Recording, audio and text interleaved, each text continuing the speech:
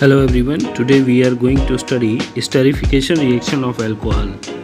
The reaction between an alcohol and carboxylic acid form an ester NH2O. You can see here carboxylic acid reacts with alcohol in the presence of acid and gives ester RCO R dash.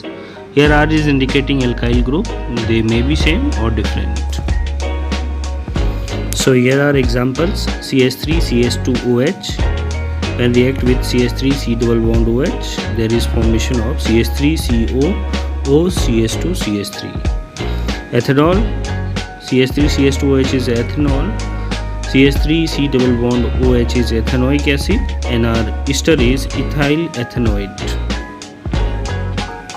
Another example is CH3OH methanol on reaction with benzoic acid in the presence of acid H plus is making methyl benzoate. In this reaction, H plus is behave as a catalyst. Esterification also occurs when alcohols react with derivatives of carboxylic acid such as acid chlorides. Here is one example: CH3OH is methanol, CH3 C double bond OCl is ethanoyl chloride, and it results in formation of methyl ethanoate. Next is halogenation and haloform reaction. Hydrogen halides HBr or HCl or HI, when reacts with alcohol, it results in formation of alkyl halides. You can see the general reaction ROH plus HX is giving RX plus H2O. Examples are C2H5OH plus HBr in the presence of acid is giving C2H5Br plus H2O. Reactivity of hydrogen halides decreases in order. Maximum reactivity will be of HI, then there will be of HBr, and least will be of HCl. Reactivity of alcohols with hydrogen halide follows following orders. 3 degree alcohol will be more reactive than 2 degree, and 2 degree alcohol will be more reactive than 1 degree with HX hydrogen halide.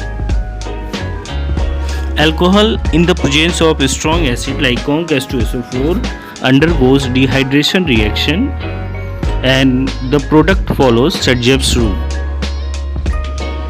So we can see a reaction RCH2CH2OH on reaction with conc H2SO4, and heat results in formation of alkene RCH double bond CH2 plus H2O. Now we will see the Sergev's rule. A reaction that produces an alkene would favor the formation of an alkene that has greatest number of substituents attached to C double bond C group. So you can see butanol. When butanol will undergo dehydration, it will produce 2 butene, 2 types of butenes, 1 butene and 2 butene.